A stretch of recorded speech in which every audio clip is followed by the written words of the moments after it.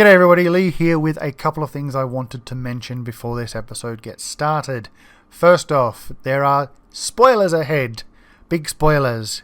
If that's not okay with you, then feel free to turn off now. Second of all, this episode was a nightmare to edit, and I did my best, but there may still be some weird audio issues related to cuts and things that had to be made, but I have been looking at this waveform now for about 12 hours due to a whole bunch of errors and problems related over the last couple of days, and this is about the best I can do with the amount of patience that I have left with doing this editing job. So hopefully it sounds good. I've given it a listen through, but there's only so much I can do. So thank you very much, and I appreciate your listening.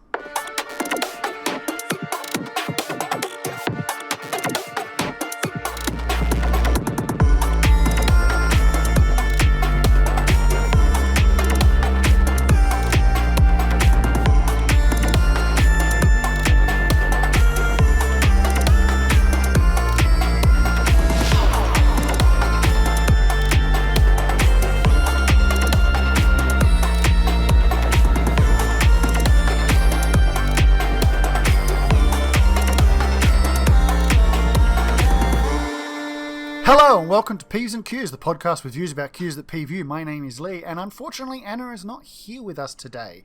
She has to take a break due to some behind-the-scenes work that she has to do. But all that said, we do have a very special guest today, so please introduce yourself. Hey, I am Kat. I am a horror lover from Sydney, New South Wales. I'm the editor of an inclusive online outlet called Hear Us Scream, which focuses on all different perspectives from lovers of horror. And I have a podcast. I have a horror movie podcast, of course. I was about to say, hello.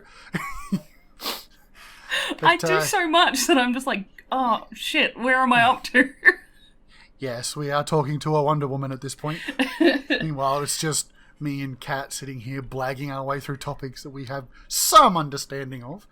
Oh, some understanding. Meanwhile, we've got ourselves an expert. I would not consider myself an expert, depending which topic we're discussing. I know that we were discussing last week about the sociology of horror, which I've just started to delve into. So it's a little bit... I'm a bit of a green thumb when it comes to that at the moment. That's fair. I've just realised that I haven't done the breakdown of the poll, which is naughty me. But yes, as always, we do a poll every fortnight before an episode to get an idea of people's perspectives on various topics. And this fortnight's poll was obviously, are you a fan of horror as a genre? Because of the episode we did last fortnight, or the last episode we did, I guess, which was focused on zombies and whether or not they're overplayed. During our research into the history of zombies and all that kind of thing, we realized that there was a lot more to it than meets the eye, and we kind of figured that really expands itself to horror as a whole. We always think of horror as a specific type of genre, I guess. You know, when people think of horror, they always think of a few specific things, but it's a lot more broad than that, and we really, in some circumstances, I guess we understand that, but it's never really vocalized, I guess. And I realized when we were talking about it, I was like, you know what? I know someone who's really into horror movies, and it'd be good to get her on to get her perspective as to why people enjoy horror and what it is about horror that attracts people to it. Because myself, I'm not all that fussed, to be honest. But the results of the poll were interesting. We had 24 votes. Thank you very much to everyone who did vote. And we had 12 votes who were very, very into horror. And the rest of the votes, I mean, it was kind of a split between people who don't like horror and people who really don't care that much, with 20.8 and 29.2 respectively. So it was kind of interesting to see this kind of breakdown. But yeah, personally, I'm of the idea that, you know, there are certain types of horror I enjoy, but it's a very small amount, and there's a very large swathe of horror that I just will not touch. I don't like slashers. I find them kind of meh in terms of what they're trying to achieve. That is my favorite, genre. My favorite subgenre of horror. I'm not a fan of gore and torture porn. My second favorite is gore. Anything with a ridiculous amount of blood, sign me up. Tick. I think for me, it's more about those who aim for realism in that kind of thing, like the cheesy slasher movies where the killer chops off a head and there's just fountains of it. That's great. Fantastic. That stuff's like, I love that. It's so unbelievably stupid that I love it. Oh yeah. But things like Wolf Creek, no. Wolf Creek definitely hits a particular what's the word? String with me. Mainly because isolation horror out in the outback, terrifying alone as it is. Obviously, they used true crime stories to create the character of Mick for Wolf Creek. We have, oh God, what's his name? John Bradley Murdoch, who killed Joanne Lee's husband. I can remember her name, but I can never remember his name. And then, of course, Ivan Milat, who's the backpacker killer. Yeah. And I think having those people living in Australia and being Australians, I'm just like, oh no. No. Not for me. Yeah.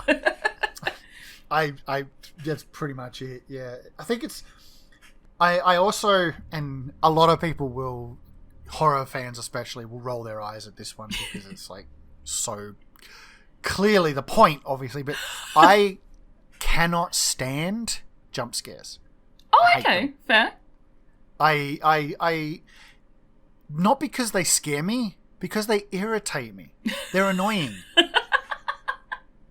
Because it feels cheap to me. Yes. It obviously depends who's directing those jump scares and who's writing those jump scares. And you've got, your incredible directors like James Wan in the original Conjuring film, who created some of the most fantastic supernatural jump scares that I really enjoyed. And then you have your typical jump scares, where you've got your Halloween and your Friday 13th and Nightmare on Elm Street jump scares that are your cheesy classic jump scares. And I think that there's just such a variety when it comes to jump scares. When someone goes for the cheap jump scare, trust me, horror fans are like, ugh.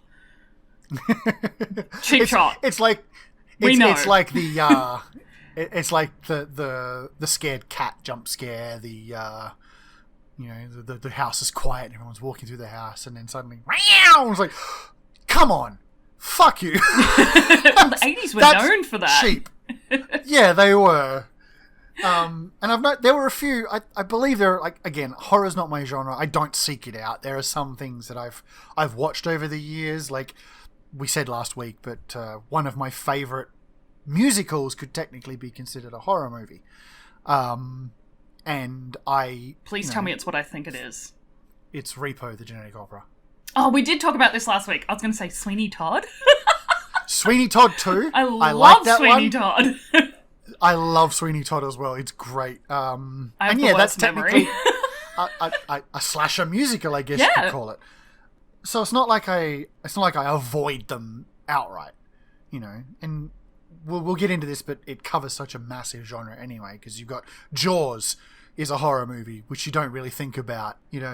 People always have this thought of certain horror movies, like Alien is a horror movie.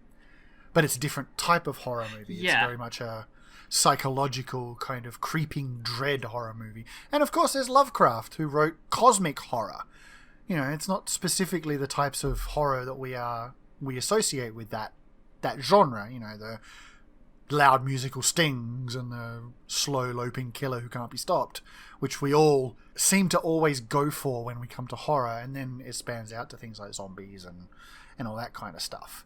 But at least to me, whenever I say horror, people who aren't in deep fans like yourself will generally go things like Scream, Friday the 13th, Nightmare on Elm Street, that kind of stuff. Those things are still in I mean, it's so hard to pin down, your top 5 favorite horror movies. See, I have like a top 5 in each subgenre, so it's like... Of course you do.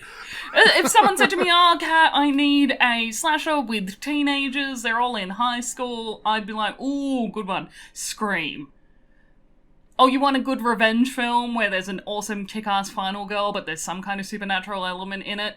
Ready or Not with Samara Weaving. So it's like, there's these, we've got these amazing subgenres throughout the whole thing, but I can understand why horror is not everybody's taste, and that we do have our commercialized horror, where people know those films, and they're like, fuck yeah, I know that film, I love that film, it's not scary, but I really enjoy it for the horror elements that it does have. Yeah. Going kind of back, I guess, like I said, I don't seek out horror. There is one kind of horror that I will seek out, I guess. I think what I need to state outright is, I guess I'm not a huge fan of Western horror. Okay. Westernized horror, Hollywood horror, that kind of thing. I'm not, because I think that goes for cheap shock value. And yes, not true of everything. I will say that. It's not true of everything. I can't say it, because Cabin in the Woods. Yeah. Fantastic movie. I mean, let's be honest. And I haven't seen it yet. I plan to, but Get Out. Get Out is in an interesting genre of horror that cinema critics have started to label as elevated horror.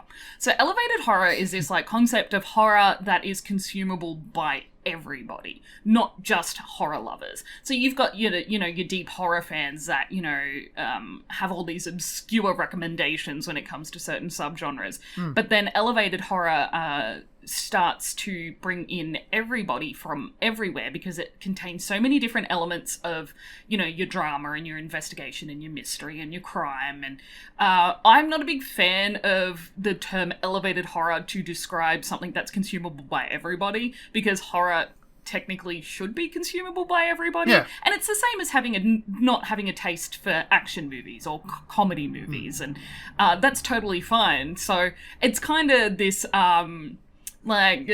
controversial label for horror films at the moment, this elevated horror, where you Get Out sits and Us and Hereditary and Midsummer and all these other horror films that people go, oh wow, this is a horror film? That's so crazy. Is it just a weird way of avoiding the cliched mainstream label? Yeah. Which is totally understandable, and I think it's just critics trying to circumnavigate how do we talk about this film and discuss it so that people who don't usually like horror can see themselves as these elevated horror fans, and it kind of like puts them in this like hierarchy, and it's just the the connotations associated with the word elevated. It's not mainstream, it's horror for the connoisseur. It's elevated horror. And so like I understand like why they use that label, but it's like not a label I'd use, because I'd be like, oh fuck it, everybody can watch any horror movie they want. Like, yeah, you don't have to like horror. And like honestly, some of those films like Hereditary has one of the most shocking horror scenes that has stuck with me through every horror movie I've ever watched ever. It stands out to me more than it's like stuck on, the lizard part of my brain where I just can't stop thinking about it. Well, you can discuss it, because if we go into any spoiler territory, I will put a spoiler warning at the beginning of the episode like I did. Oh, okay. So people who have seen Hereditary, there is a scene where a brother is driving his sister to the hospital. She's having an anaphylactic reaction, and she puts her head out of their car, the back window of the car, and as they're driving along, like her head hits a fucking telegraph pole and comes clean off. And that's not the bit that that mixed with like the brother who just sits in the front seat of the car with his mouth open like just for ages. And so my mouth hung open the minute her head hit that telegraph pole, bounced down the road, and the fact that he just drove home and crawled into bed and ignored that it happened, I'm like, fuck, that's some shit I'd do. He was only like a 17-year-old teenager. He's played by Alex Wolff, a fantastic actor. He was just recently in Pig with Nicolas Cage. which is I bawled my eyes out in that film. Not a horror film. Watch that. I can watch non-horror films. Yeah, well, yeah. I might have to watch that because I will. I'm a bit of a Cage file. Oh, I love Nicolas Cage. He's fantastic. Doesn't matter what he's in, he always seems to just make that movie even if it's total dreck, like Vampire's Kiss. You know, hey, you take that back. Something about it. Let's be honest. Or Wicker Man, even. Fantastic. Okay, I love Wicker Man, but come on. A folk horror film. You enjoy a folk horror film? My gosh. I think it's just mostly because he runs up the road and punches someone dressed in a bear suit.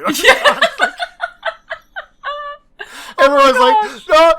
Everyone's recollection of the movie is not the bees. No, not the bees. And all that's in my head is the bear suit. The bear scene. It's just like all I can think of when I see that is just like, oh Lord, he coming. Pow! That's so funny. Oh, see, because people will say, oh, not the bees, and I always forget. I have a really shocking working memory. So when people say that to me about, like, Wicker Man, and someone talked about it in regard to Candyman the other day, and I was just like, what? What? Not the bees? And then I was like, oh, wait a second. Yeah, that's just like that classic scene out of it. But for me, that's not it. It's when Nick Cage dressed in a bear suit runs up a forest path and just punches this shrine maiden, I guess, in the face dressed as a bear. It's just like it's so funny. It's like Pete Cage. Yeah, absolutely. I love Nicolas Cage, and he's been in quite a few fantastic horror films recently as well, including Mandy, which is like this incredible like exploration of grief and loss and retribution that is just like, if you took an acid tab and then just watched a film about that, that's what this film is. It's just a massive acid trip of a movie. Quite unique in the way that it's filmed and the music and the visual effects that are used throughout it. And Nicolas Cage is just brilliant. He just kicks heaps of ass in it. And he's also in The Colour Out of Space, which is a cosmic horror based on so good. H.P. Lovecraft story. I need to see that because a lot of people have tried to tackle Lovecraft's like you've seen At the Mouth of Madness with Sam Neill. Yeah, so good. Did I ever tell you that my favorite color was blue? Oh, it's so creepy. That whole film creeps me out. it really nailed that Lovecraft feeling because he nailed that dread of that cosmic terror, and I don't think a lot of people have that ability to, like, bringing Lovecraft to film or really any media, I guess, it's not hard, but it's difficult to make people engage with it. Yeah. Just because of the nature of what Lovecraft's cosmic horror is all about. Oh, absolutely. You're not supposed to win. No. You're not supposed to win. It is doom and gloom and you're all meant to die. Yeah.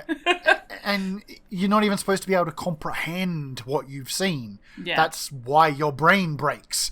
But translating that to film or nearly any media is very difficult because human beings like to win or like to see other people win. They like to get that endorphin kick. And, you know, when it comes to horror, I was watching some videos about it and I was like, you know, even when the so-called protagonists of the movie don't make it, a lot of people will still get that feeling because they were with the killer. Okay. Because to them, the protagonist of the film deserved it. So somebody still won. Yeah. There wasn't an element of when nobody won. It was, you know, these people are absolute shits. They deserve to die. So they all died. Yay. We got what we wanted. Yeah, it's a bit of a moral grey area when you're rooting for the killer, isn't it? Yeah, but, you know. I mean, although I love Freddy Krueger, and not because, you know, the story of Freddy Krueger is that he was a child sex abuser, you know, pedophile. He got off on a technicality, and the town basically burned him alive, and now he wreaks havoc on the town. Yeah, havoc on people's dreams. And I really enjoy just how like campy he is as a character, and if you've watched the entire series, like he's just magnetic. There's just something insane, you know, about him and Robert Englund. And if you've seen Wes Craven's New Nightmare, it's a meta film where everyone is playing themselves, but Freddy Krueger still comes back. And it's just so friggin' good because it's kind of like Scream has this real meta where they know what they're doing and how they're playing this all out. They know. They're very self-aware. Well, Scream was the movie that kind of set up the 3 rules of surviving a horror movie, right? Yeah, absolutely. Yeah, but New Nightmare, I think, was just before Scream, where it set up that meta self-awareness, and then Scream took that and created these really incredible tropes for the 2000s, the late 90s onwards to the 2000s. And there's just so many great movies that seeded out of Scream as well. And I'm a really big fan of, like, mid-90s to 2000s horror. So you've got, like, The Faculty, you've got Final Destination. Oh, I love The Faculty. Urban Legend. Final Destination films too. Urban Legend as well, yeah. See what I mean? It was also that, going back with, it was also that kind of period where when those kinds of horrors like Final Destination and The Faculty and all the rest of it kind of, I guess, not really shifted into the mainstream, but really kind of blew up, I guess, in terms of eyes on them, you know, where it went into theaters and they weren't just video nasties no more from the 80s and things, where they were in big budget blockbuster theater things. That was also when the sequelization got ridiculous.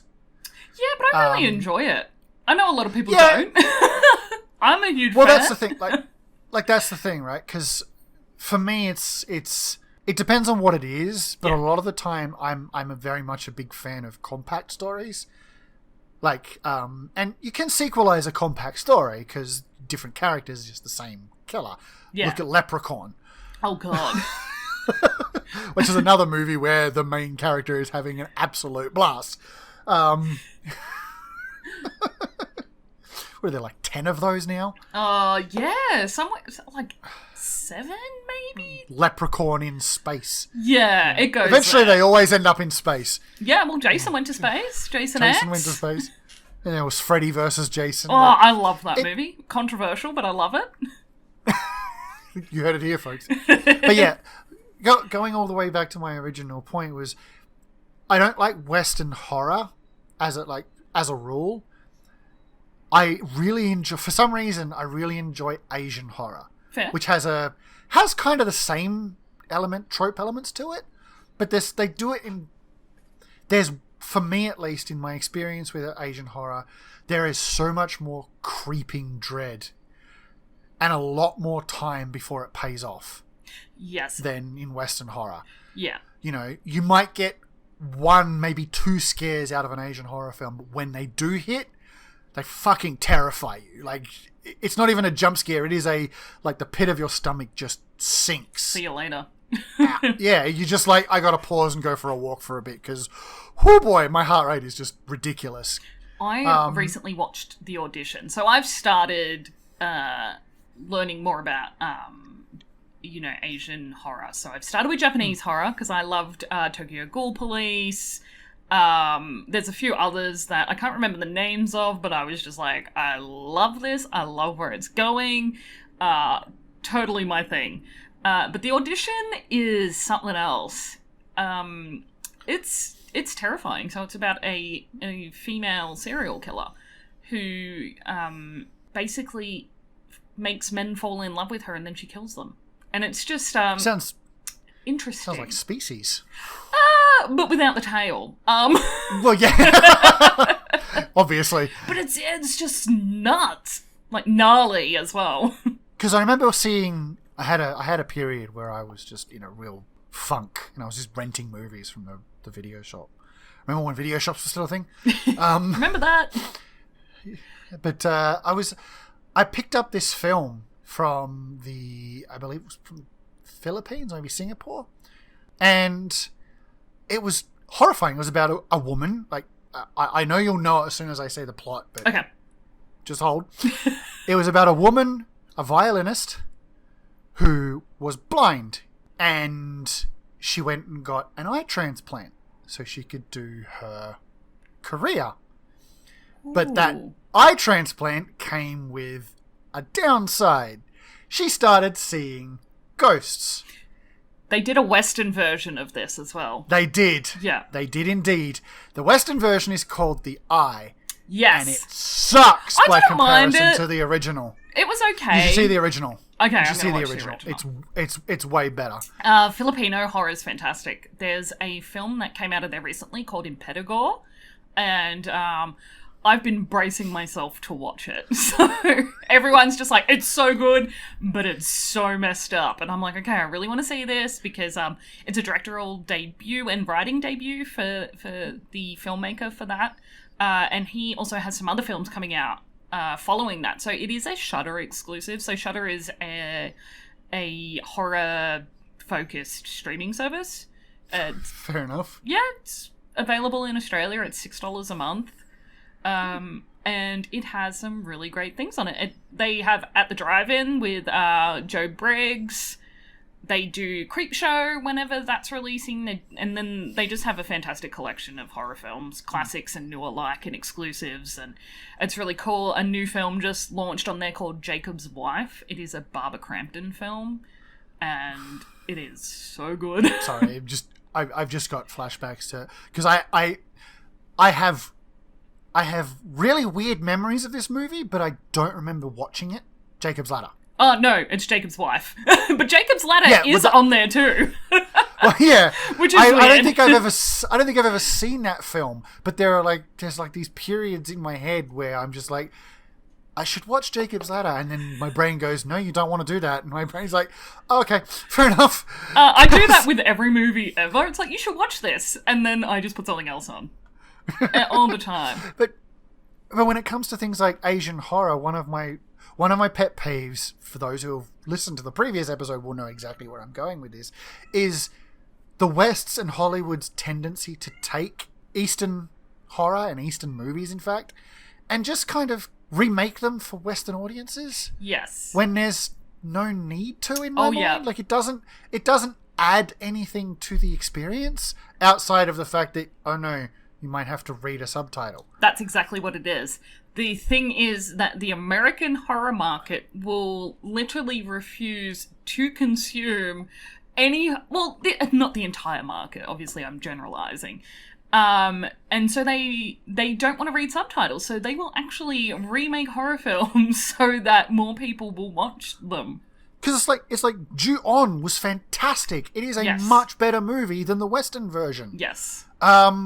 The Eye, I can't remember what that one's called. I'm going to have a look into that, because that sounds really great. I really did enjoy it, because it had, what was her? Katie Holmes, I think? No. I think so. Was that a Katie Holmes or a Jessica Biel? The Eye. I think it was Jessica Biel, yeah. But I do remember that. And that sits in those kind of horror films where people are like, is it a horror? Is it a thriller? Is it just spooky? It's a Hong Kong Singapore film, that's right. Okay, cool. Originally known as Seeing Ghosts. I can't remember what the original title of it was, but it's not The Eye, it just translates to that. But that movie is way better. The original Grudge movies, the original Ju-On movie is good. The original Ring films. The original Ringu is so much better. It's just, and obviously with this whole rumor, I don't know if they're still doing it. I kind of hope they don't, but I've got the feeling they're going to anyway.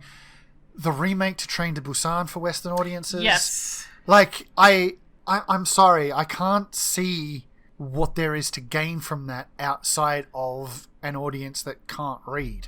It's not that they can't read, it's just like a refusal. It's not it's an inconvenience. I mean, like, there's a fantastic German film called Goodnight Mummy, and it literally only came out 2 years ago. And they're already remaking it for English audiences. And it's just like, this film is freaking fantastic. Like, the German version of the film is beautiful. We don't, and they're, they're thinking about casting Naomi Watts.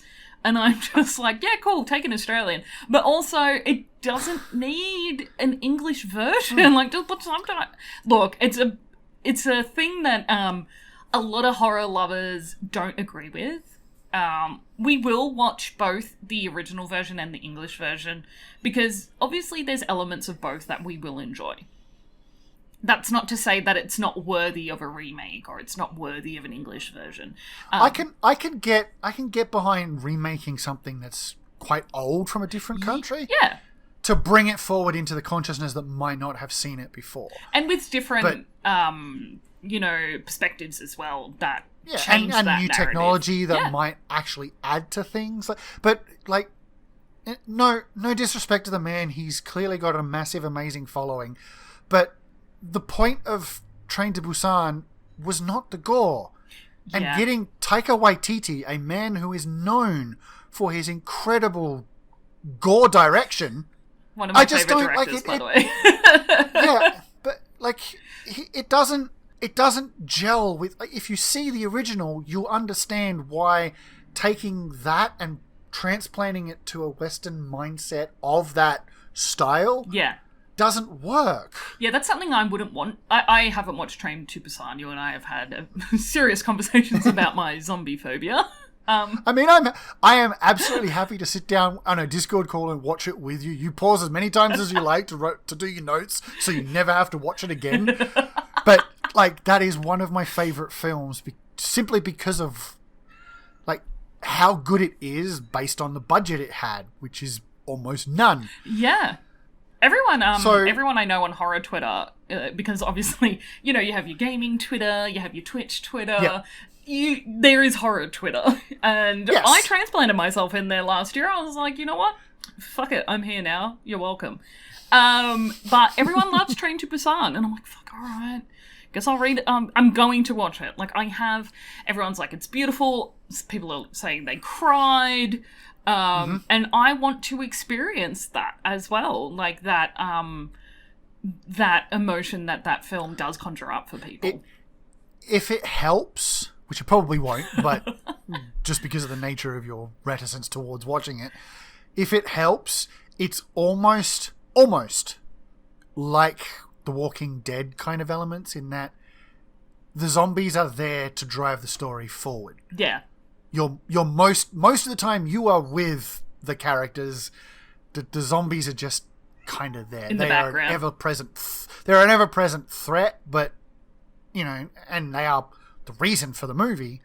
But you're not going to get a whole lot of camera panning shots going through a whole bunch of zombies for no fucking reason. They did in World War Z, and you're just like, why is there a pile of zombies? This is messed up. Yeah, who? Yeah. So again, it might not help, but it's one of those things where that movie it was beautiful. You wouldn't expect some of the emotional reactions that a lot of people have had from watching a movie that is from the outside looking in is a zombie movie. It's beautiful, and it's heartbreaking, and it's wonderful. It's inspiring. And it's got some really good social commentary, like a lot of those kind of movies will do. So, which can transplant itself across for global lines, as well as there are aspects of it that are very much focused on South Korean culture. Yeah, absolutely. And I think that's what's so fantastic about horror, is this whole narrative conjuring all these different feelings for people through horror films. And, there's a lot of horror films that do that for me. Midsummer was one that really gave me some feelings of catharsis and feeling seen in my whole healing through my complex post-traumatic stress disorder that I was diagnosed with a couple of years ago. And being able to not move through healing, because that's an ongoing process, but see myself on that screen, and that these directors that do depict these quite deep scenes, it's like they know. And they just, or the actors just know. Florence Pugh does such a fantastic job of someone who's suffering from PTSD and from manic depression. She's disassociating, she's seeing things, she's hearing things, she's reacting non-emotionally then emotionally, and it's just such a fantastic creation and a medium to offer catharsis for people. And, you know, a lot of people are like, a horror film's just a horror film. And, but it's nothing like drama. You know, dramas tell a story, and dramas do this for people, and comedies provide, you know, fun for people. And I was just like, far out. When I watch a horror film, sometimes I laugh, I cry, I learn something about myself, I learn something about society, I learn something about the director or the actors, or a place in the world, which is fantastic. One of my favorite genres is folk horror.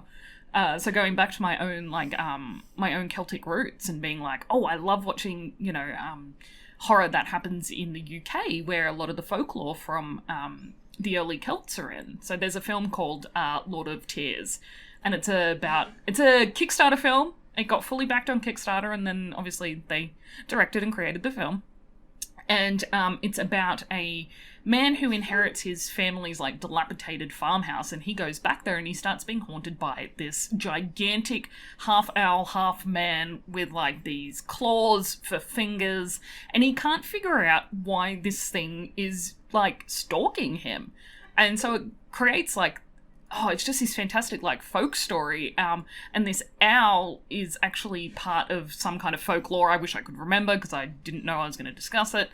And so it's like really cool how they brought all this together, and it's just like, wow, I learned something about my heritage today just through that horror story. So that's I'll use that as a jumping off point to drag us back to the whole point of why I got you on the episode and what we were talking about is because I was watching something yesterday. I watched a lot of videos. I read some papers on it, but the videos really drove it home for me about, you know, what horror films bring to audiences and why people will watch them. And you mentioned that, you know, that there are horror movies for you and for a lot of people help them, I guess, as a catharsis kind of for their own either traumas or their own experiences, or even just getting out some feelings, you know, just because, I mean, all movies will do that. You know, if you're feeling sad, you might want to watch a sad film, or you might want to watch a happy film, you know, to change or increase your emotions, because we're humans, we like to feel emotions. Do we?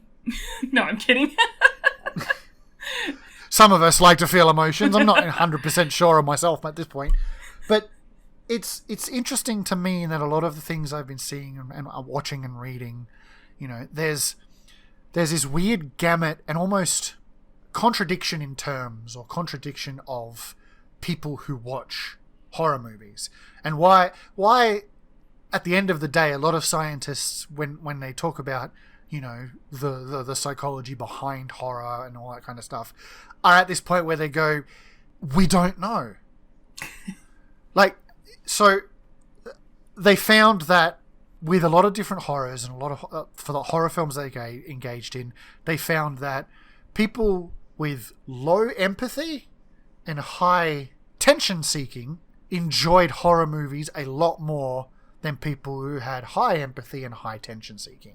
Wow, that's so weird. But at the same, as an empath. But at the same time, at the same time, they found that that a lot of the time, people with high empathy scores will also enjoy horror movies, often to a higher degree than people who have no or little empathy. I won't say no empathy, but we're not all like low empathy here. Well, yeah, but it was just like, obviously, the papers I read, I couldn't read a whole lot more than like some of the digest or the summaries and maybe some of the pages that were in there, because I'm long out of university and I don't have my university subscription to the articles anymore, so I couldn't read the whole articles. But like it's the way they did it was they had these groups, you know, separated both by gender and by age and all the rest of it, and how the findings with the taste in horror movies kind of change as you get older, but also it changes based on how early you were exposed to horror. Like, you know, if you'd seen horror at an early age, the video I watched was like this is from a video. I'll put all these in the show notes as well, from a TED talk by Dr. Steven Schlossman. Is that the one I watched yesterday? I think so. Yeah. Awesome. No, I think that was from Matthias Klassen. Lessons from a Terrified Horror Researcher. That's the one. Yeah, that's one I watched. Yeah. That was interesting. But yeah, the Dr. Schlossman was Schlossman, sorry. He was talking about what horror films teach us about ourselves and being human. That's the title of the video. But he noted that because he's a child psychologist, he teaches, or pediatric psychologist. His job is with kids, and he loves horror movies. He makes jokes about that all the time.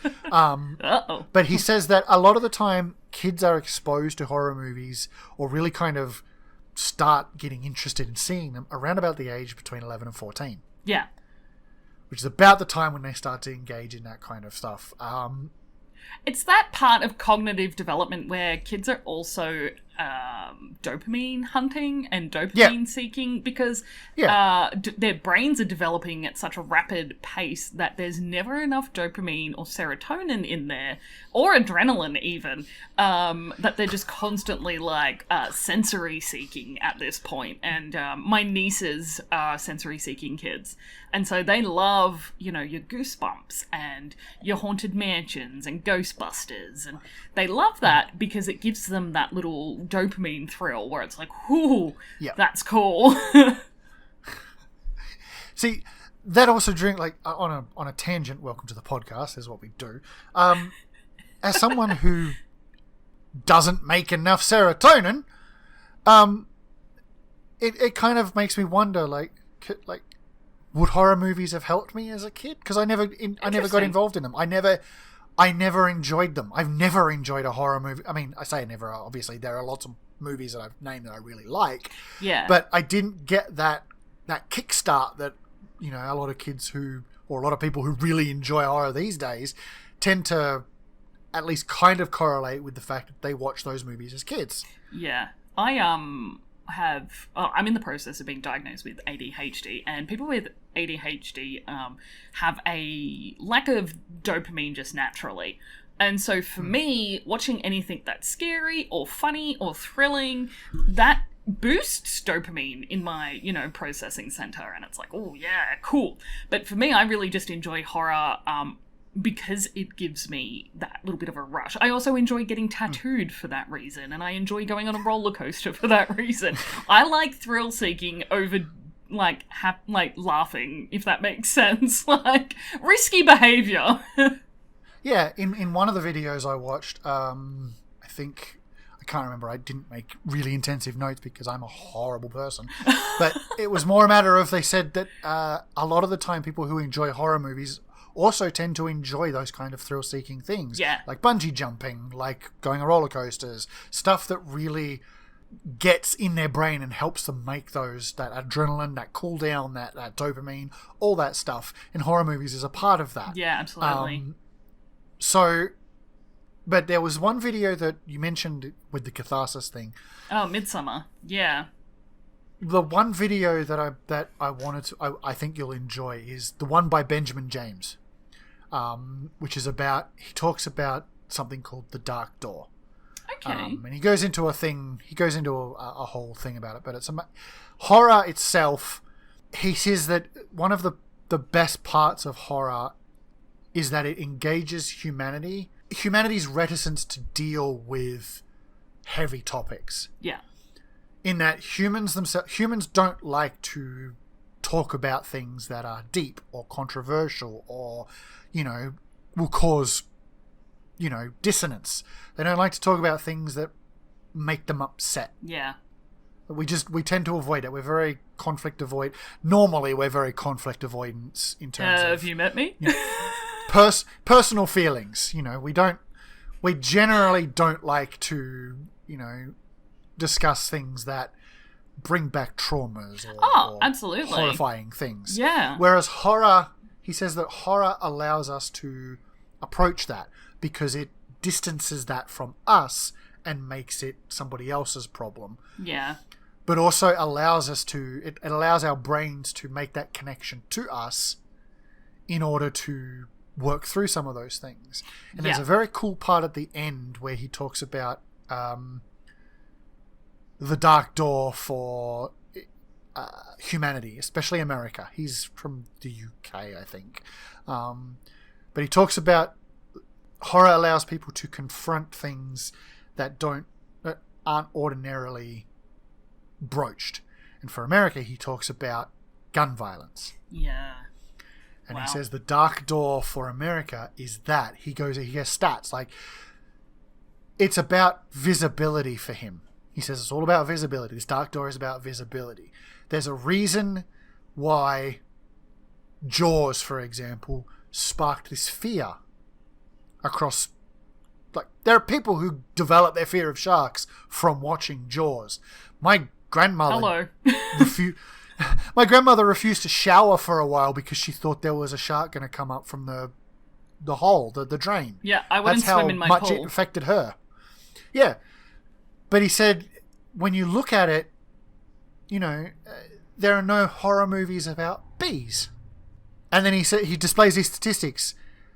Something like there was like one person in the last something amount of years who died from a shark attack. And 300 people who died from bee and hornet stings. Jesus. Anaphylaxis, I'm assuming? I don't know. He didn't really go into it. But he's like, the visibility is what matters when it comes to the human mind. We develop fears of things through our media, but our media influences what we're allowed to be scared of. Yeah. Essentially. So he also came up with the whole, with the gun thing that he came up with for America's Dark Door. He was like, this is going to be uncomfortable for a lot of you, but hear me out. Essentially, it was basically a confrontation between how many people were killed in a terrorist attack and how many children were killed in gun violence versus how many military were killed in the same period of time. And the amount of military was something like 25 times less than children killed in gun violence over that same stretch of time. He's making very dangerous, not dangerous, it's grey area of comparisons for me. Well, yeah, but it was also one of those things where it was like, you don't hear about that. Of course. We don't talk about that. We never see that because that's a door we shouldn't open. We don't want to open. That's fair enough. That there is so that, we're not talking about it. Well, there's this whole taboo topic in horror films about kids, or like killing kids in really heinous and abusive ways. Like, that's not on in horror movies, especially for me, but I think it's like a general consensus across the horror community. So, but then again, when we talk about things like, say, Nightmare on Elm Street, where does that cross the line? That's teenagers. Once they hit puberty? They're shit. Yeah, teenagers are shit. I hate them. I have a teenage brother, right? So I'm like, no. I was a teenager. I was a shit. I agree with you. Yeah, well, I was never a teenager. I don't know what you're talking about. I was born at 31 years old. But that's the thing, right? Like, we have that. The distinction for me is that these actors do not look like teenagers. And I think that's that cognitive dissonance that I've managed to set up in my brain. But if they brutally murdered like a 5-year-old child the same way that they did Glenn in A Nightmare on Elm Street, I'd be like, not watching the rest of this and I'm never watching this film again. Whether it's meant to be funny or not. Children in horror films is terrifying. Like, if you've seen, Village of the Damned, Children of the Corn. I just recently watched a film on Shudder called Sun, which is like a bit of a demonic kind of horror film. And that's okay. The Omen. The Omen, where the child is like that focus. Also, I watched Cooties. In like comparison, where the children are all like catching cooties and they're like zombies, and that movie cracked me up because kids are like enemy number one. And like, there was a scene where one of the characters like stabbed a child to death, and I was like, I am not okay with that. So there's lines for me. I get that. Like, there's a lot of moving away from movies as well when we start looking into interactive media, things like games, and in some of the videos that I've linked to you talk about other interactive entertainment. Like, it's not so much a big thing here, which I'm both okay with and also kind of disappointed by, but haunted houses, those kind of Fuck yeah. those kind of horror houses that America loves, the every Halloween someone will set up a house. People walk through and get the shit scared out of them. I'm happy never to go into one of those things because I'm likely to punch somebody. Yeah, but I'm a bit worried that I might hurt somebody as well, or I'll trip over because I can't see that well. I have quite a bad astigmatism, which causes basically anything that's dim lit is still just dark for me. So I'm gonna break some teeth. But so it's you that kind of thing but going specifically to things like video games, which horror has a big thing too. Yeah. With that kid thing, it's the same thing in that there are certain things like Dead Space. If you've seen or played Dead Space, there are necromorphs in there that are infants. Yeah, it's a bit of a grey area for me, isn't it? I don't know about you. They just have these tentacles and these spikes. They crawl all over the walls and they shoot these spikes at you. They cry. There's terrifying infant cries. It's haunting stuff. Yeah. And then you stomp on them. And it's just this is child violence against children. And I'm just what the I don't like doing that. Yeah. It was a human being. It's purposely done like that. No doubt about it when it comes to video games. Yeah, it is. It's the same as there's Days Gone. Yeah. There are children zombies in that, and it's one of the first things you do is kill a bunch of them. Oh no, I don't like doing this. I don't care how dangerous they are. They're cute kids, and they're kids. And then there's Dying Light, where one of the most dangerous friggin' zombies is a child because it screams and attracts all the other zombies. I know, how terrifying is it? And you have to kill it as quickly as possible. And I'm I don't want to do this. Why are you making me do this? And I think to that's trigger really that effective part in your brain. Yeah, being it's that's really effective for that.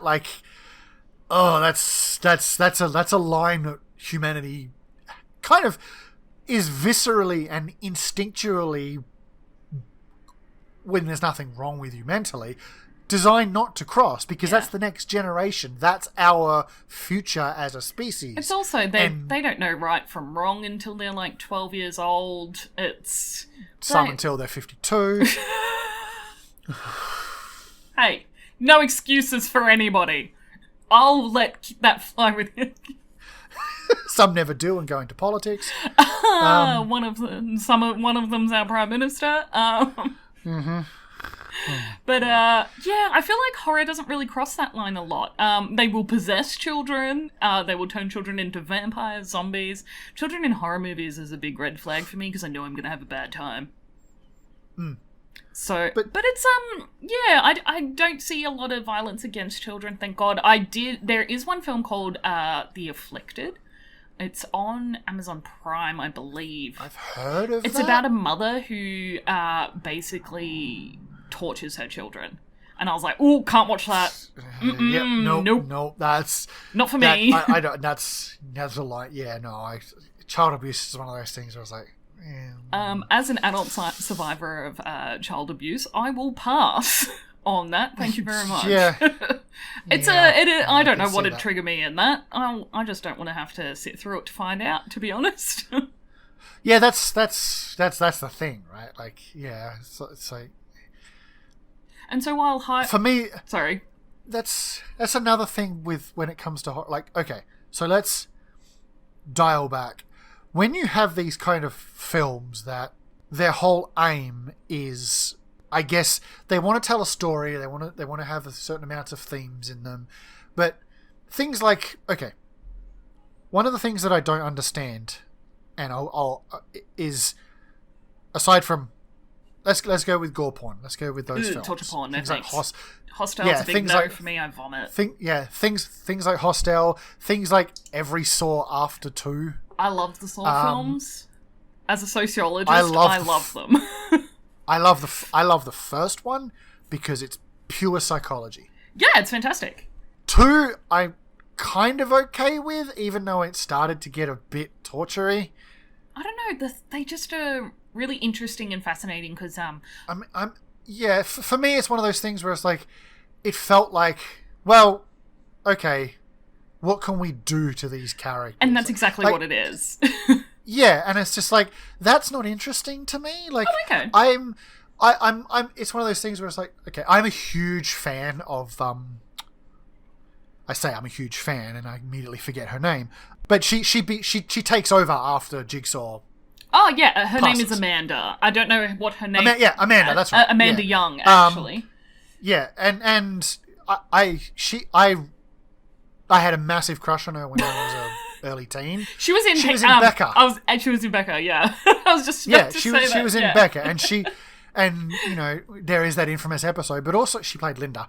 But she was a lot of fun. Yeah, and she was gorgeous, and I liked her in Saw 2. Yeah, she gets really fascinating in the other films too. But it was one of those things where it's like, when there's a swimming pool full of needles, like used needles, I'm like, what is the point? Because she's a drug addict. I get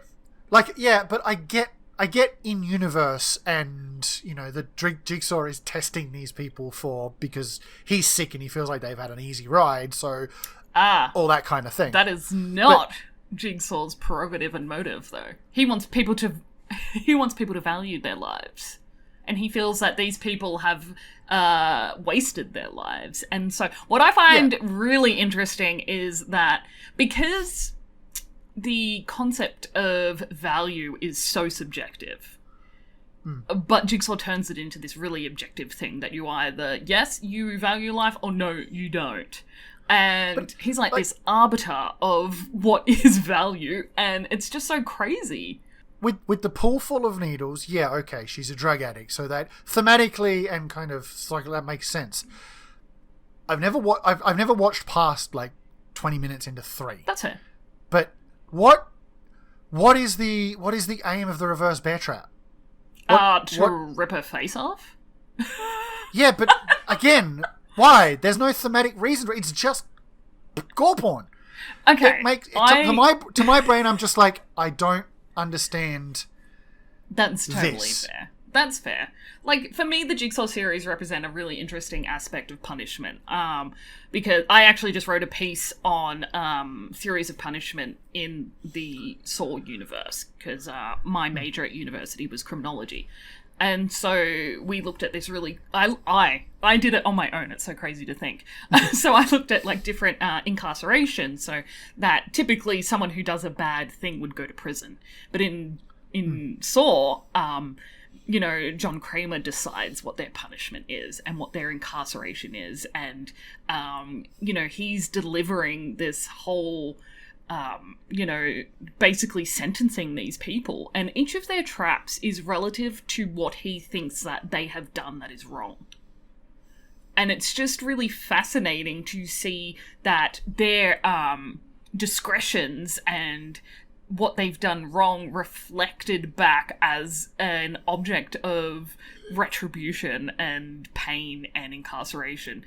And then if they escape, they're technically rehabilitated, which is technically the aim of punishment. It should be. Well, newer modern theories, like postmodernist theories of punishment, is moving into rehabilitation.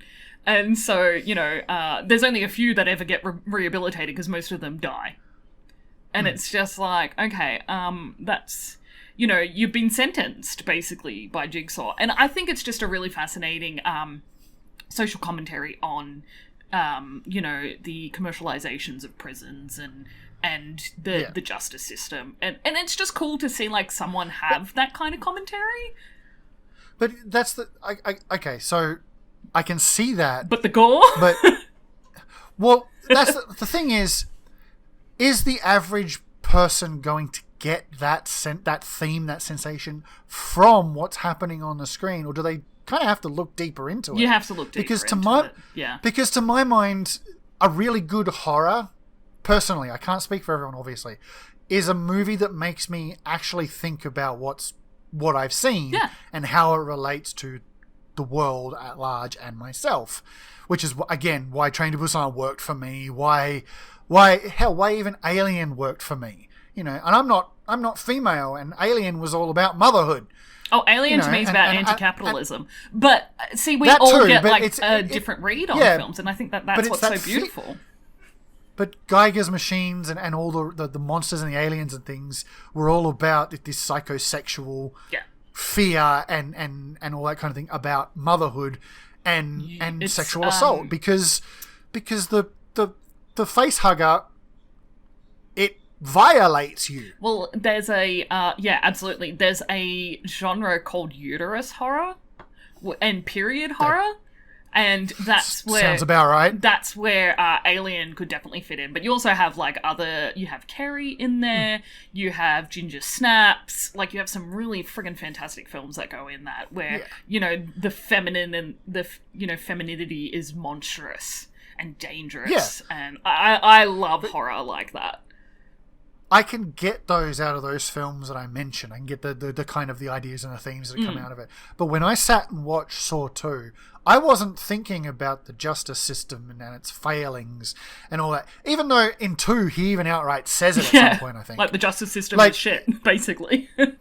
Basically he just, he outright tells a person through the video screen that, the justice system is broken, and so it's up to me to dole out punishment or something like that. Yeah. Obviously I didn't. But while I was watching that, I wasn't getting that from what I was watching. All I was getting was a sick man is torturing other people for his own amusement.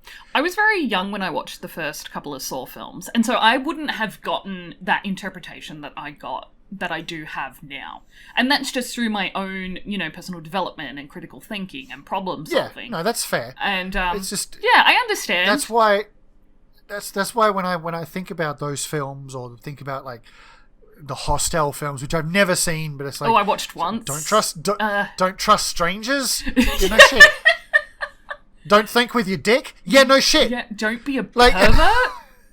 Yeah, and there's your punishment for being a pervert is, Hostel. Props to Hostel for having women as a serious danger, as the predator and the hunter.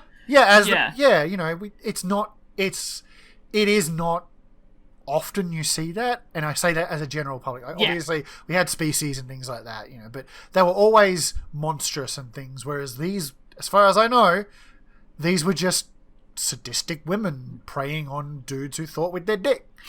Yeah, and it's kind of like it's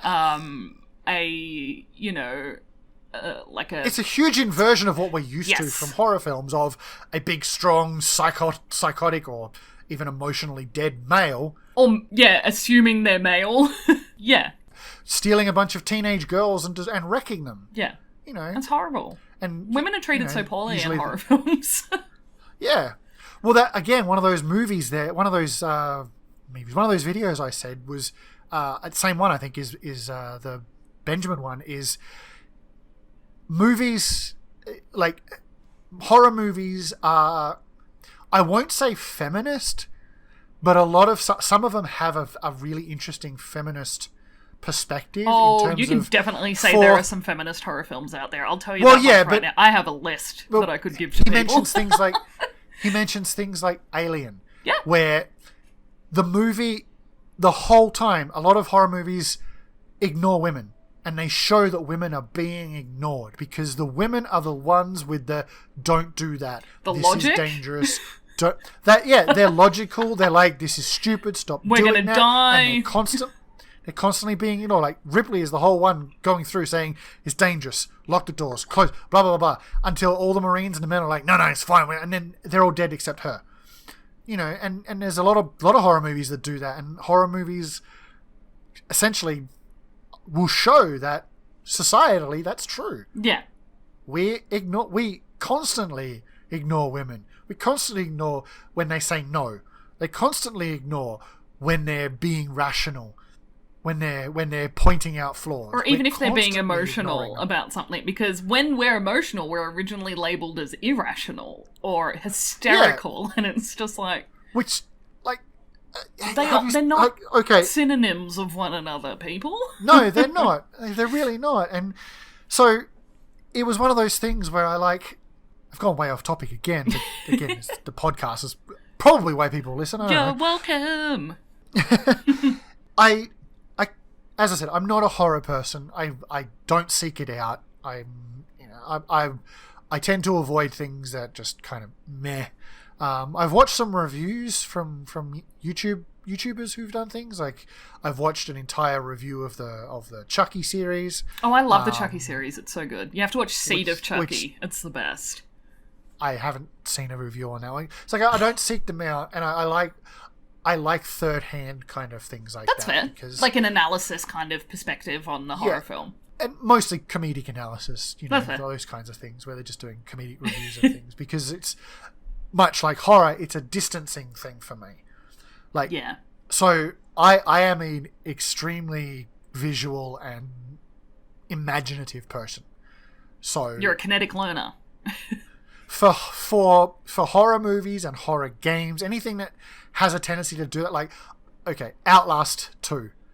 I played that for about 20 minutes and ended up sitting in a corner pissing myself and didn't want to go any further. Fair. Because I tend to get immersed in things. My whole brain just focuses on it, and it works on me. It works on me far too well. Yeah. So that's why I don't like horror movies, because they work on my brain, they get me engaged, but I don't like feeling scared.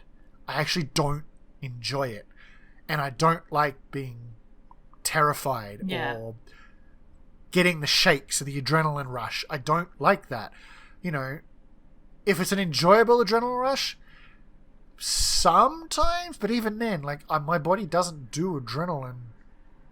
Doesn't help. Like, adrenaline's not helpful for me because it interferes with my ability to get things done. Yeah. It gets lizard brain happening, and you're just like, oh, well, now I can't do anything. It's like the fight or flight response is not fight and it's not flight. It's sit in one place and vibrate for about 20 minutes. Oh, I'm not doing anything. I know that one. Because that's how adrenaline passes through my body. That'd be your cortisol processing, your amygdala like processing cortisol. So people who do have anxiety disorders, who have different depressive disorders, PTSD, their cortisol production has actually been damaged because they have, when they were younger and put into lots of different stressful situations, their brain had to produce like higher levels of cortisol to help with the stress. And now that we're no longer in those stressful situations, our cortisol is not producing at the same amount that it was. And so it's kind of like damaged. For me, horror movies give me that little bit of like, cortisol. I'm stressing a little bit. I'm a little bit like, I'm uncomfortable. Like, I feel like I'm feeling something. Like, I'm emotionally stimulated in a way. That's really interesting, because I specifically don't like horror because of that. Like, I don't like that feeling, that anxiety, because I already suffer severe anxiety on a daily 24-hour a day, 7-day-a-week basis anyway. So having that fear response, that anxiety response, and like I said, I just get the shakes. It happens with anger too. When I get angry, there's no fight or flight response. It's just I shake. Wow. And I already have the bloody shakes anyway. You're like, I don't need more. Anxiety. I don't need more of that. Yeah. So I seek out things. For me, I do the same thing, but I seek out things that make me laugh. See, that make me cry. I'm not a comedy movie watcher. Unless my partner is like, there's this really cool new movie out. And I'll be like, okay, well, if you want to watch it, I'll watch it with you. And normally I will enjoy it, but I don't seek comedy films out. The same way you don't seek out horror films. What I do like is when the two genres cross. Oh, absolutely fantastic. Have you seen Psycho Goreman? No. You have to watch it. It's Power Rangers for adults. Oh my god. My first experience with comedy horror was Tucker and Dale. Oh, fantastic film. Because that is just simply perfect. So good. There's John dies at the end. That's a good one. I think I watched that, but I didn't take it in. It's a good one. But I also put, and I know they're probably not considered that, but I kind of also put the Final Destination movies in there. I would too. Because they're just so because they're ridiculous. fucking hilarious. My favorite death from Final Destination is where she's like, the teenager and his mother are leaving like a building, and there's like some men putting new glass windows up. Yes, and she's I was like, about to "Watch say out it's for exactly the pigeons!" that. And he's like, "Oh, you want me to get rid of the pigeons?" And he goes to chase them off, and the glass like smashes him. Like, oh, it's so good. There was one where, one of them that I like. I can't remember the basics of it, but it was like something happens and he narrowly avoids getting killed. Fantastic. And he's like, whew, and something else kills him immediately. Yes. There's so many times that they do that, and it's just so... it's like a craft at this point, an art. He's like, ha-ha, not today, death. Dead. There's so many great films that do funny. that. There's Happy Death Day. I love Happy Death Day. It's like Groundhog Day, but she dies every day, and she's gonna find out who her killer is, and it's so good. And then they do Happy Death Day to You, and that's so good. And I love horror comedy. I actually, because I'm publishing a book this October, it is called Hear Us Scream, The Voices of Horror, and it's an anthology series of personal essays from people and their personal connection to horror. So we've got some like academic essays written with anecdotes, and then we have like personal essays, which are like love letters to particular films or like a particular moment in this person's life. And then some are really... really deep and so incredibly personal, where people are exploring these really personal connections to horror. And my essay is about how horror films taught me to laugh at myself. So growing up with ADHD, I've grown up with a really cool symptom of unrelenting standards. So I've kind of like set such a high standard for myself that laughing at myself I considered to be bad.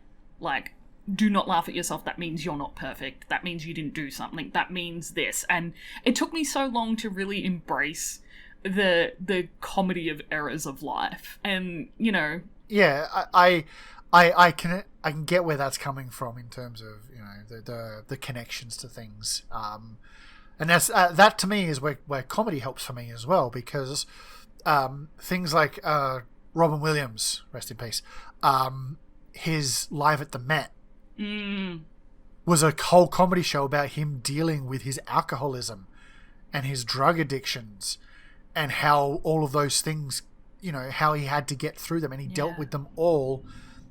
And he was a wreck of a man, but he never let it show because, again, the classic quote, the most depressed and broken people are the funniest because they never want others to go through the same things they have felt.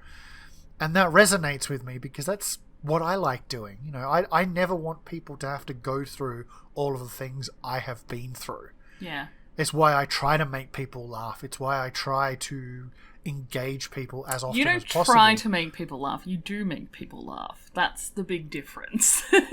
I guess. I don't know. I don't have any... I have insight to myself, but I don't have insight from that kind of perspective of things because it's not something I've kind of trained or been trained to do. You don't do self-reflection? I do self-reflection of things that I find important to reflect on, but because I did social work, so one of the major things of that is every day you reflect on what you did that day. That was one of the exercises we had. But when it comes to how I affect others on a non-personal or non-professional level, I guess, on a I don't tend to reflect on the positives and negatives effect that I've had on people through what I say and do as gags or as chastising or whatever. It's just not something I've ever done. I don't know if it's because I grew up an only child and never had to.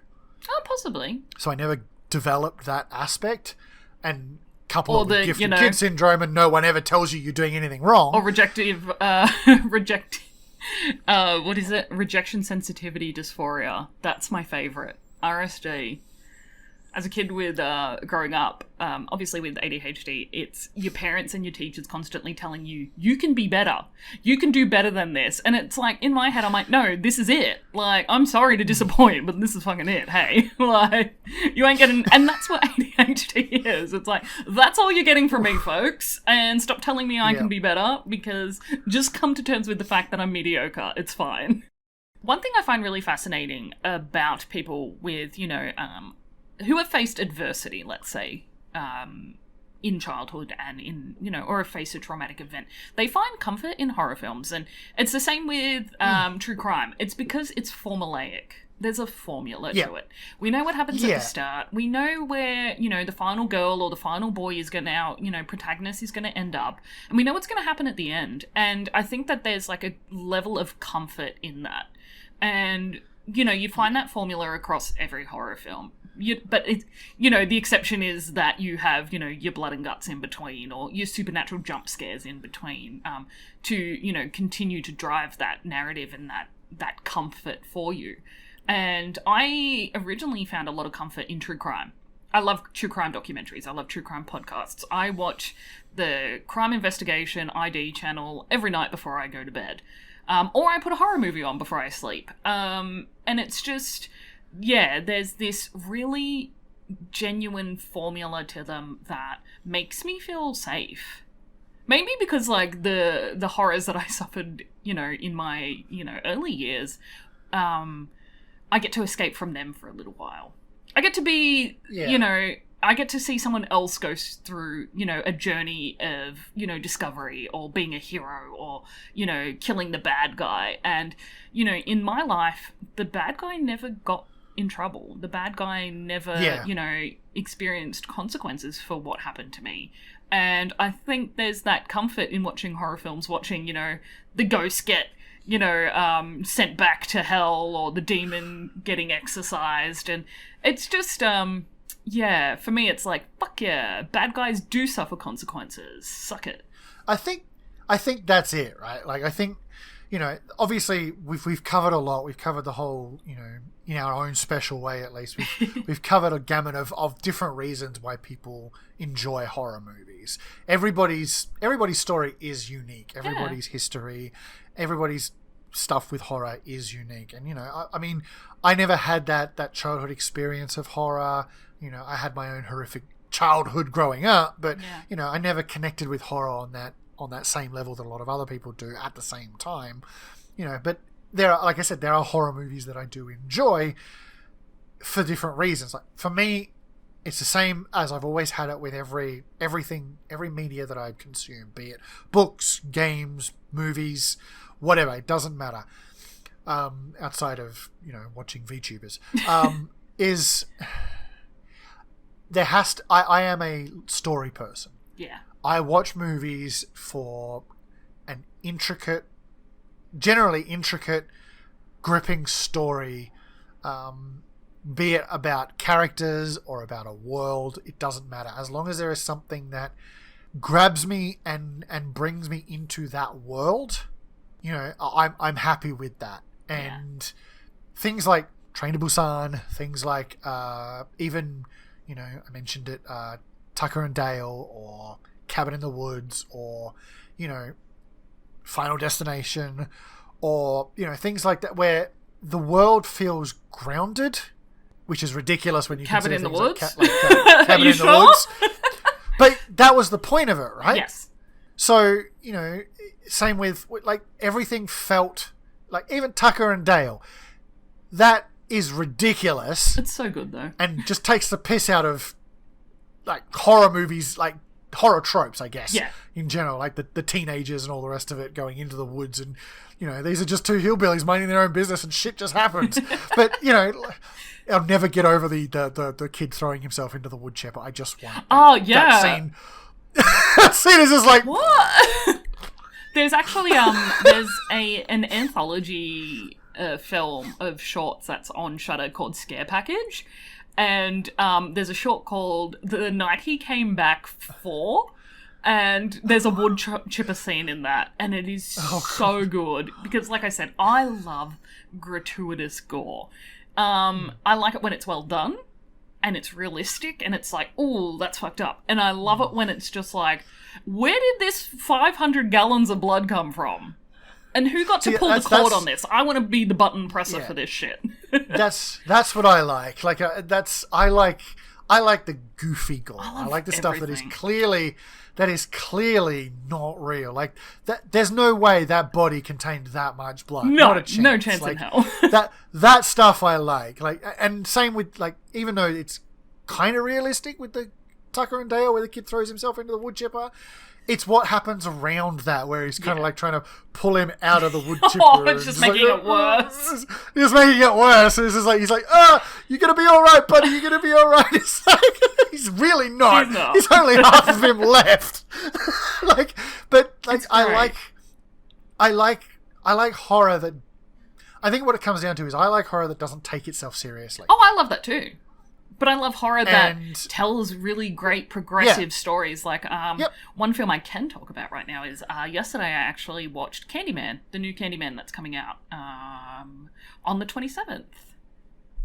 I watched a retrospective on the Candyman films. Yeah, because there's a couple out. There's there's like 3 mainline ones, I think. Yeah, and then there's the new one being made. So the new one is a Nia DaCosta film, which was co-written by Jordan Peele and someone Winslow. I can't remember their last name.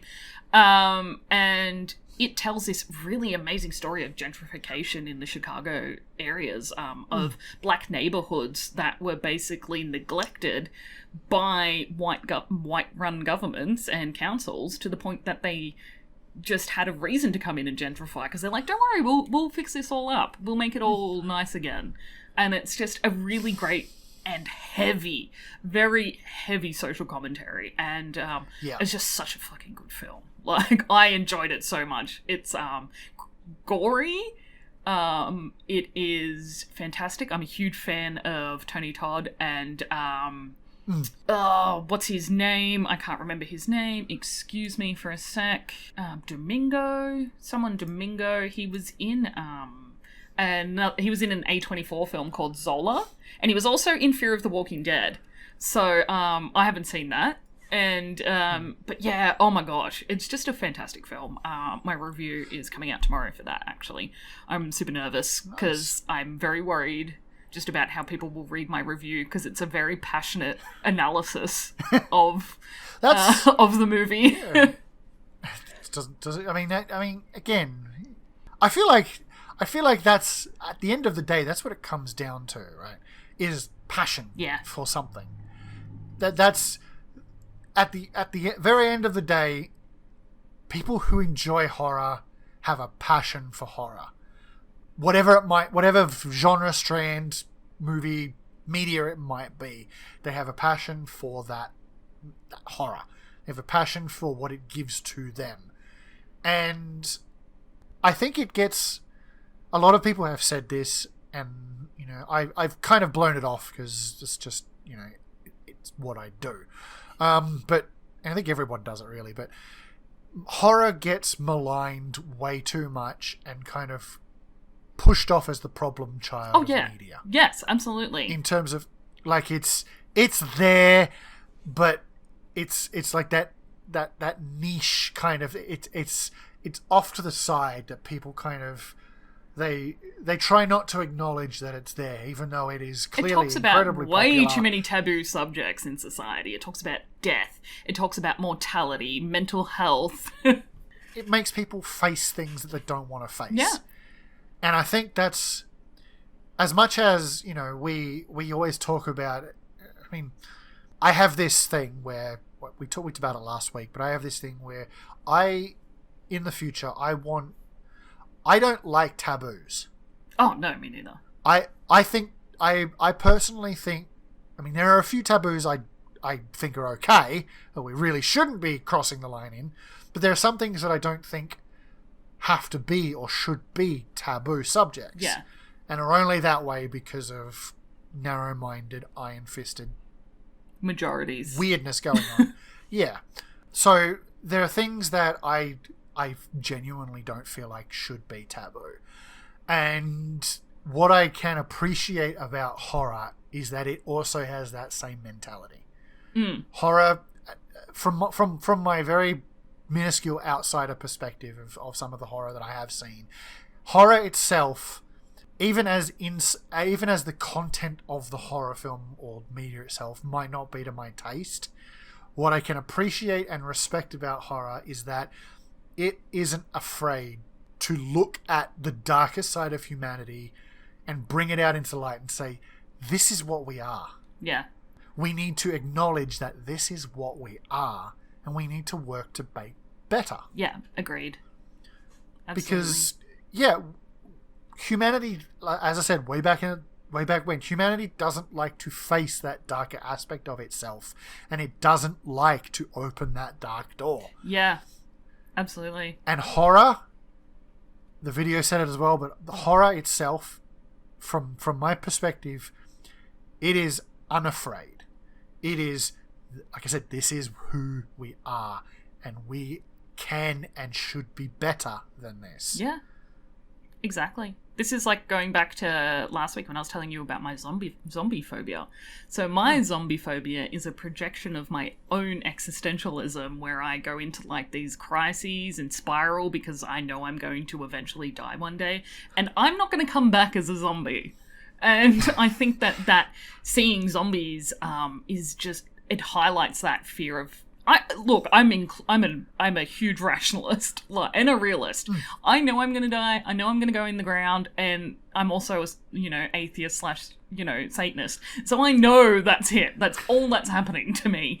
And zombies to me, ignites these fears that are really irrational for me as a quite a logical person when it comes to death. I get that. Like, that's the thing, like, fears are irrational. Right? We can know as much as we need to, but it doesn't stop that lizard part of our brain going, no. Like, we live in Australia, and I still have a fear of being eaten by a lion. Are you going to throw yourself in a cage at a zoo?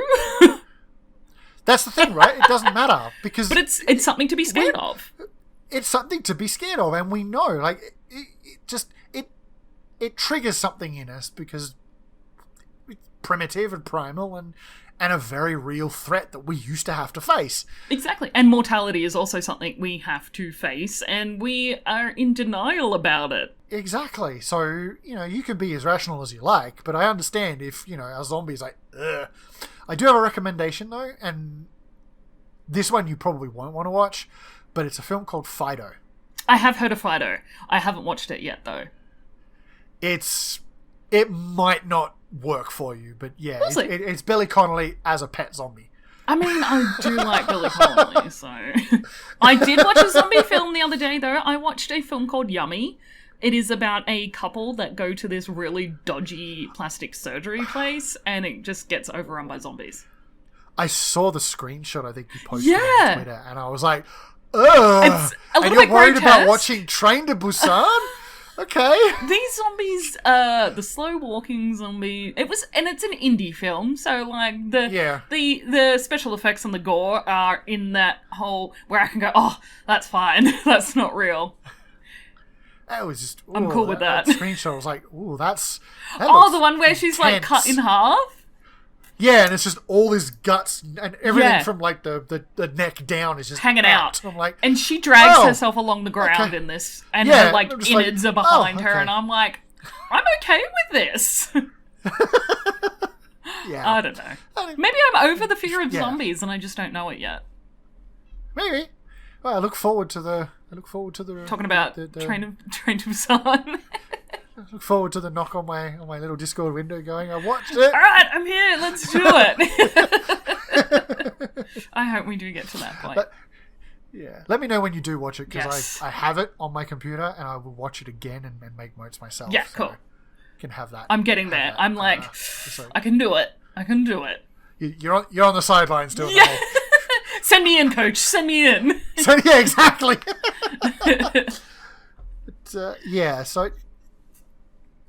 I think the rush and the way that horror allows us to look at the darker parts of ourselves at a distance, not have to really engage our personal selves into what's happening while still having that engagement at a base level, is something that I think a lot of films aim for, but horror is really almost the only one that kind of makes it work. Yeah.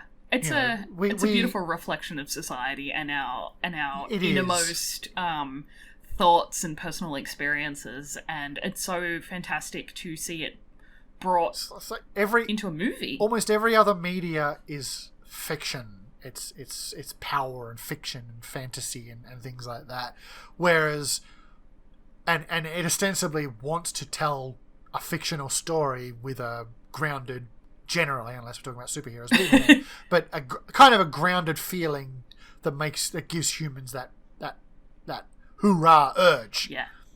And horror outwardly sets out with a fantastical, over-the-top thing in general, but at its core is specifically about grabbing and essentially reflecting humanity at itself. Yeah. And basically daring you not to look away. Are you sure you're not a horror fan?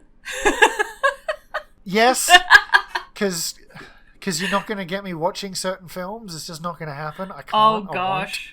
Oh gosh, that's understandable. I actually watched a horror film the other day called The Other Lamb, and it is a beautiful story of revenge. I really enjoyed that. There are just some things that I just can't and won't put myself through. Like I said, it has to do something interesting and different for me to go in. Like, horror has to be an element, but not the element for that movie. Fair. And that's why I think a lot of the times is the movies that I like have that aspect. Yeah. Repo, the generic opera, it is essentially a musical, and it is a cyberpunk, futuristic, beautiful movie. It just happens to have quite a lot of horror elements in it. Yeah. Train to Busan, same thing. It's a beautiful story, has horror elements. You would love Giallo films then. I recognize the name. So Giallo are Italian. It started in Italy, and it's like horror meets crime meets mystery, meets crazy retellings of like stories like Edgar Allan Poe, and it's just so good. And the acting is brilliant, and the script is brilliant, and it's shot in these incredible like filters that you just don't see in modern cinema. So when I think about Italian cinema and things, I think about Suspiria. Yes. So Dario Argento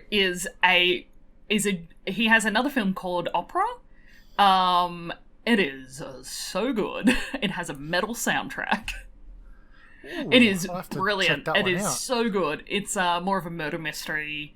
It's about like a crazed stalker is a fan of an opera singer, and it's just fantastic. Then there's Tenebrae, which is about an author who writes a crime story, and there's like so many twists and turns, and it's fantastic. Mario Bava, you've got Argento, so you have Suspiria, and then you have like modern giallos.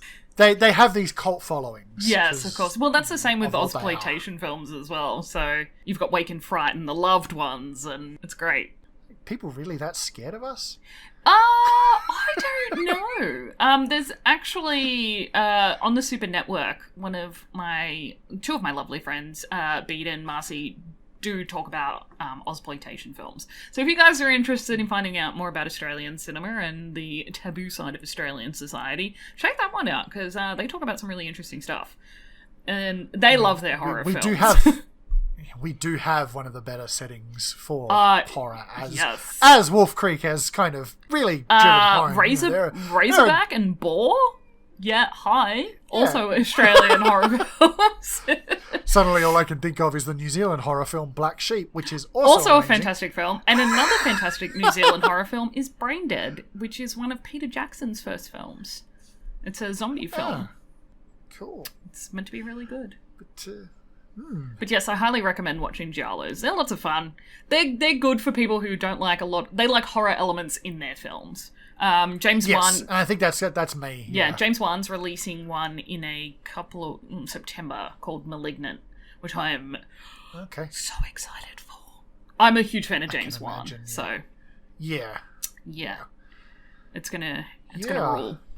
Seeing that, but that's got a little bit more supernatural. So he's going back to his Conjuring days, and he, with that one, I think. So it looks the trailer looks nuts, and I'm just like, what?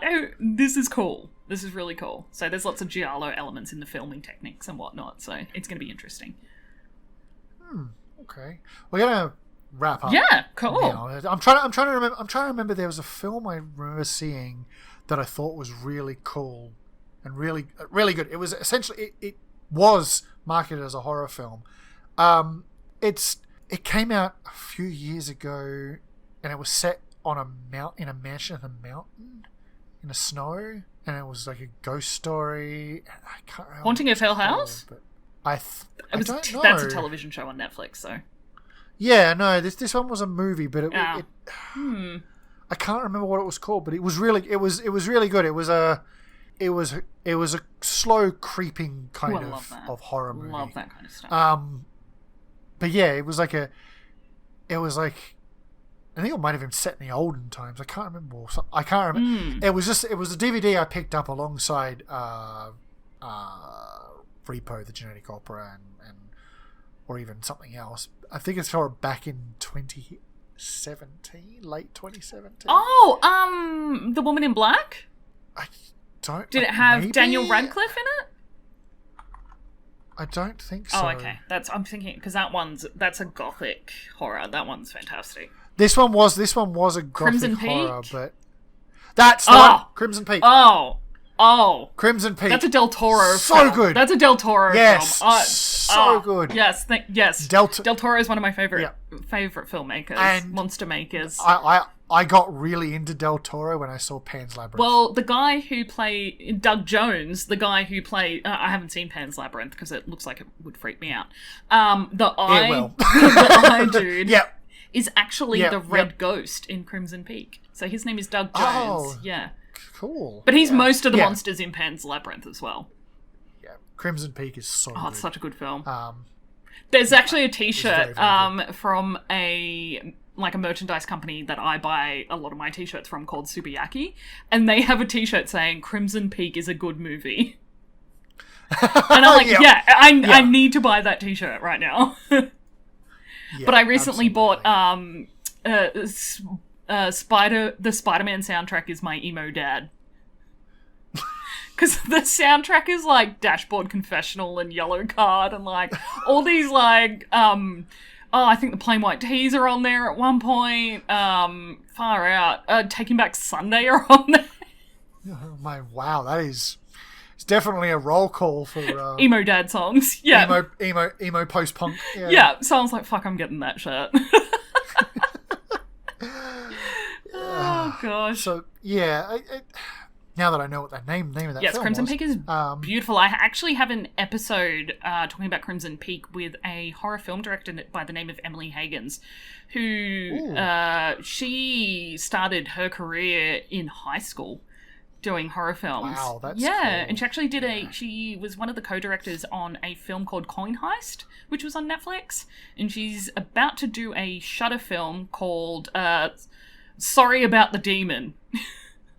Which is a horror comedy, so nice. I'll keep an eye on. Yeah, she's so great. What got me about Crimson Peak and kind of I'm a very aesthetic person, so it was one of those things that I get it. I kind of struck me on when I played Resident Evil Village. Yeah, with the castle and just the setting itself, but Crimson Peaks was gorgeous. Yeah. Like, that aesthetic in that entire film was just like... Beautiful. I forgot I was watching a horror film. Like, that was just... Because this cinematography and just the setting and the sets and the location was just so beautiful. Yeah. That's Del Toro for you. Yeah, like, I guess. They built that entire... Was the same. They built that entire castle on a production set. So it was true to size. Damn, that's cool. Yeah, because and then they had to take it down, and I would have Why didn't they just move it that's somewhere else disappointing. so people could visit that shit? That'd be sick. Why couldn't they just build a proper one? I would live in it. Rent It's it out as a no, hotel. it's mine. I'm living in there. Yeah, that's a thing I think also that I personally really enjoy about different aspects of specifically gothic horror and things like that, is that it sets atmosphere so much better than nearly any other genre.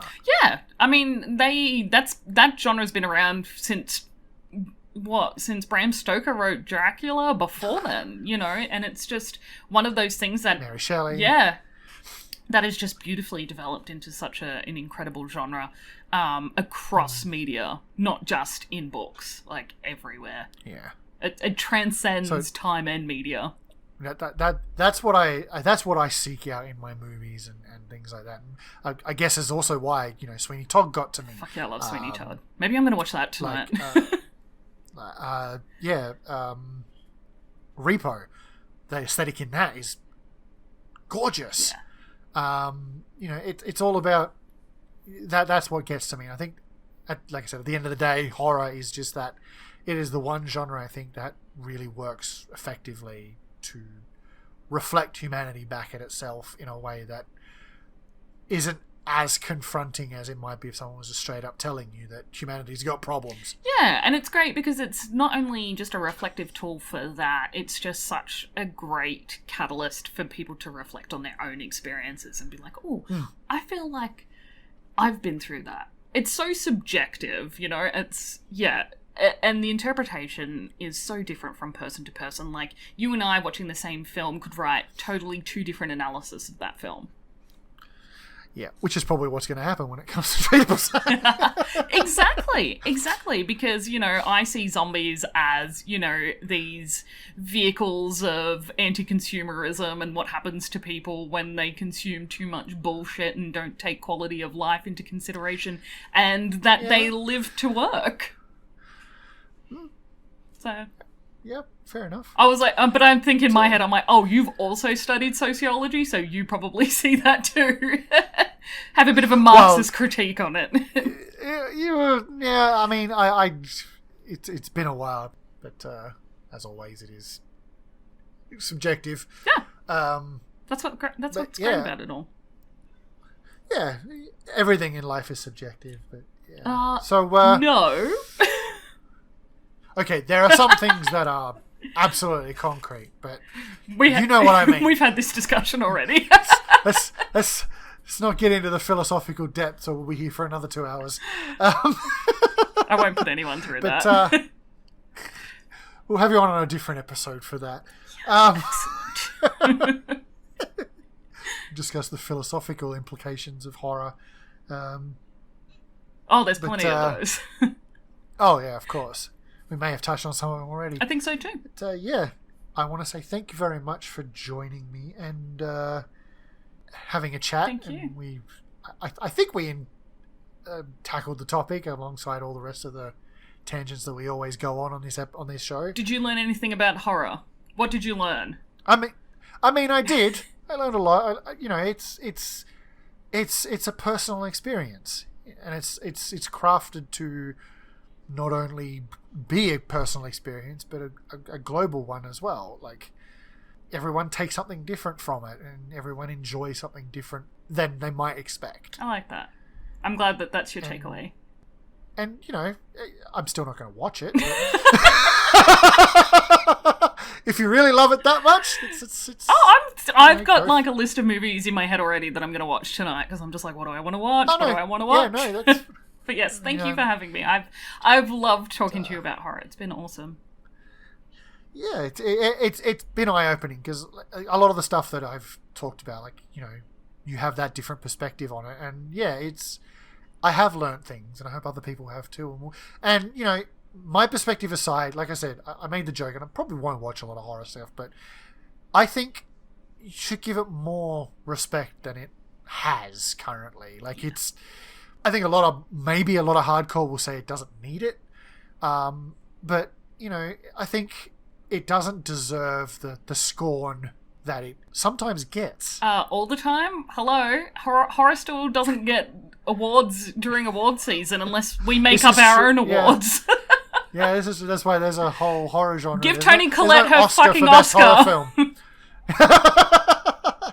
But so I'll put all this stuff in the show notes as well. But where can people find you, and what are you up to these days? You've already said it to us through the episode. Yeah. But give us a condensed rundown on what's going Great. on and how people can get to know and see where your other stuff is. Yeah, so you can find me at Catstead on Twitter, Catstead_, and that's where I post a lot of my things for both my podcast and my website. So that's TGIF Podcast, a horror movie podcast, and my website, www.hearuscream.com, where you can find lots of editorials, reviews, and interviews with horror people from horror lovers. So yeah, it's a really cool, inclusive, and incredibly safe place for people to share their passion of horror. Absolutely. And from one fledgling podcast to another, congratulations on 1 year of doing TGIF. Thank you. I totally forgot about that. I'm so glad you remembered. Yeah, Thank you. She's been doing this for 1 whole year, Yeah. guys, and it's a lot. Like I've listened to fragments of a couple of episodes because, again, horror's not really my thing, but there are a few episodes and I'm like, these people, like, Kat and her guests that she gets on are very, very into what they do. So give them a shot. They're very knowledgeable. They have a lot of love for the genre, and it's clear.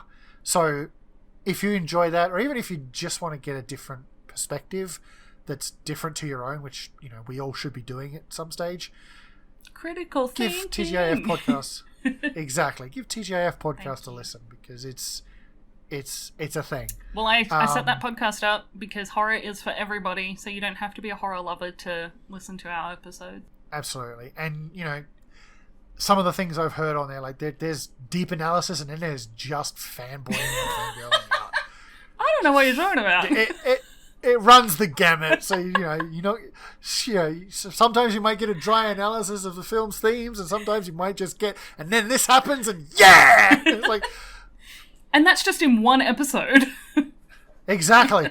So, yeah, just give it a shot. You can find me, if you really care that much, on Twitter. As I said in the last episode, I have had a bit of a rebrand, so you can find me at Mercurial Jester, MERCURIALJESTR, because somebody stole the actual one that had an E in it, and I'm really upset about that. I want a jousting competition. You could find me on Twitch at the same place, this time with the E in there. I'm hopefully going to get back on that soon. And yeah, thank you very much once again for joining me, Kat. Thanks. And thank you everybody else for listening, and we will see you on the next episode. I don't know how to end podcasts. Good night.